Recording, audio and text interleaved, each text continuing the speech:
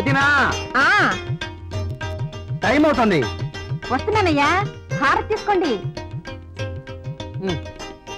ఇవాళ మీరు వెళ్లే పని జయప్రదం కావాలని ప్రత్యేకంగా దేవుడికి పూజ చేశాను. అవునదినా, నువ్వు పూజ చేసిన దేవుడిచ్చే ₹1,00,00,000 కోసం మేము గోను సంచులు కూడా పట్టుకెళ్తున్నాం. అది కాదు బాబు, ఇవాళ ₹1,00,00,000 గ్రాంట్ చేయమని కలెక్టర్ గారిని అడగడానికి మీరు వెళ్తున్నారు కదా. కదా, వెళ్ళిన వెంటనే ఆలస్యం చేయకుండా ఆయన గ్రాంట్ చేయాలి కదా. కదా, చేసిన వెంటనే ఆ డబ్బుతో మన ఊరు బాగుపడాలి కదా. అవును కదా. అవును కదా, ఇంకొక నిమిషం ఆలస్యం చేసావు అనుకో, మీ వదిన మనకంటే ముందుగా వెళ్ళి ఆ కలెక్టర్ గారి కాళ్ళ పట్టుకుని డబ్బులు ఇస్తావా లేదా, కాదు ఇస్తావా చస్తావా, అవును ఇస్తావా చేస్తావా అని అడిగేటట్టుంది. తొందరగా బయలుదేరు, మేము వెళ్ళొస్తాం. భారతి వదినా వస్తాం. త్వరగా కూర్చోండి, దుర్ముహూర్తం వచ్చేస్తుంది.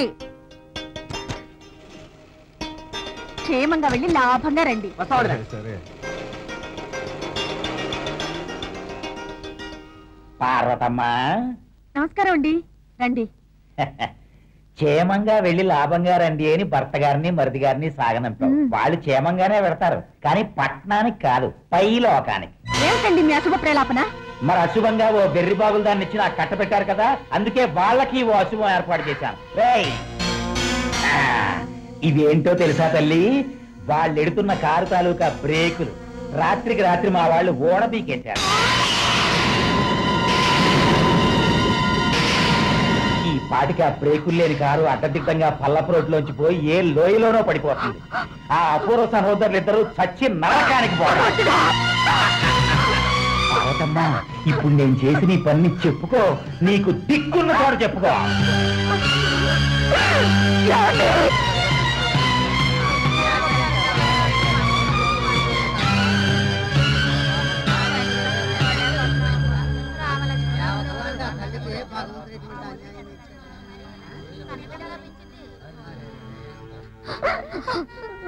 రామలక్ష్మి లాంటి అన్నదమ్ములు 10 కాలాల పాటు అందరి మధ్య ఉంటారు అని అనుకున్నాం. ఇప్పుడే ఇలా అర్ధాంతరంగా పోతారనుకోలేదమ్మా. నీలాంటి మంచి మనిషికి ఆ దేవుడు ఎంత అన్యాయం చేశాడమ్మా.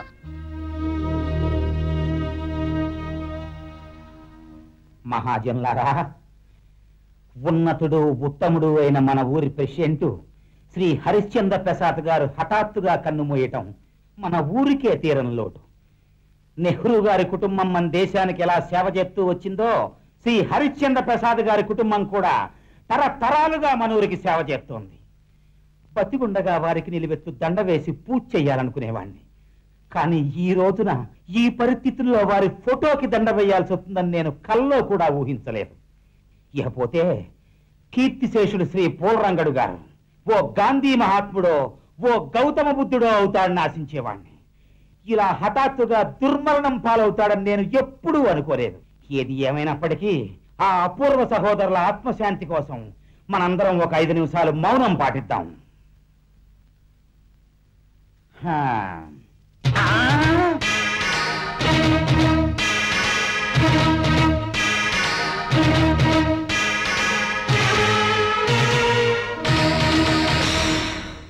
మీరు మీరు నేనే.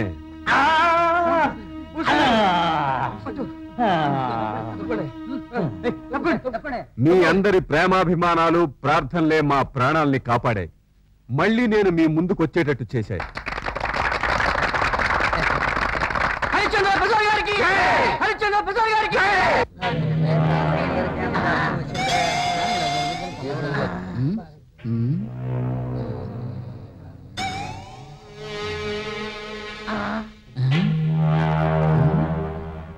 ఏంటండి, ఏం జరిగింది?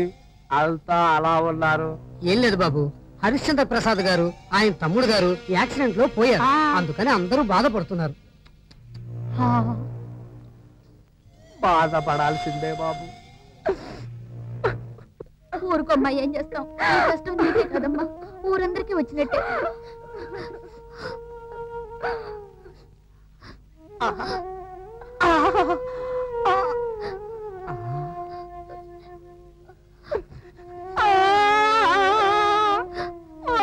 ఎవరండి మీరు?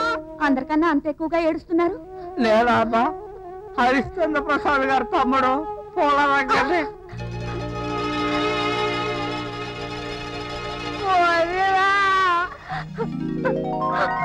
అవును మన పూల రంగంలోనే ఉన్నాడు, కాకపోతే కాస్త ముక్కు మొహం వంకరైంది అంతే. అవును మన పూల రంగడేనమ్మా. అవునమ్మా మన పూల రంగడే, మన పూల రంగడే. నువ్వు ప్రాణాలతోనే ఉన్నావు నాయన. అంతా ఏడుకుండల పడుతాయి. కన్నయ్య గారేడి పార్వతి, నీ పసుపు కుంకాలు గట్టివి పార్వతి. అందుకే ఏ ప్రమాదం లేకుండా బయటపడగలిగాను. నేను చేసిన పూజల ఫలితమేనండి మీరు రంగుడు నాకు మళ్ళీ దక్కారు. ఏమిటది నువ్వు చెప్పేది? మా కారు బ్రేకులు తనే తీయించానని నాగభూషణుడు నీతో చెప్పాడా? అవును బాబు, ఆ మాట వినేసరికి నాకు కాళ్ళు చేతులు ఆడలేదు. ఎవరితో చెప్పుకోవాలో ఏం చేయాలో అర్థం కాక ముక్కోటి దేవుళ్ళకు మొక్కున్నాను బాబు. ఎదురుబడి మమ్మల్ని ఏం చేసే ధైర్యం చాలక దొంగచాటుగా ఇంత దారుణాన్ని కొడిగట్టాడన్నమాట. ఆ పాపిష్టివాడు తప్పుడు పనులు చేస్తాడనుకున్నానే కానీ మనుషుల ప్రాణాలకే ముప్పు తెస్తాడని నేను కల్లో కూడా అనుకోలేదండి. అలాంటి మాయదారి వెధవలకి ఆ దేవుడే బుద్ధి చెప్తాడు. కొందరి మనుషులకు బుద్ధి చెప్పవలసింది తోటి మనుషులే తప్ప దేవుడు కాదు గౌరీ.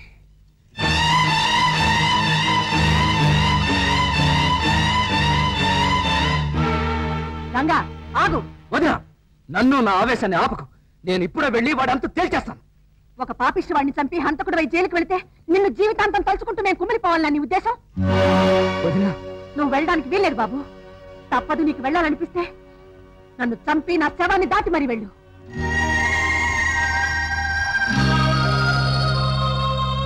దుర్మార్గుల్ని కూడా దేవతలు కాపాడతారని నాకిప్పుడే అర్థమైంది వదినా. నీ కారణంగా వాడి వాళ్ళు బ్రతికిపోయాడు.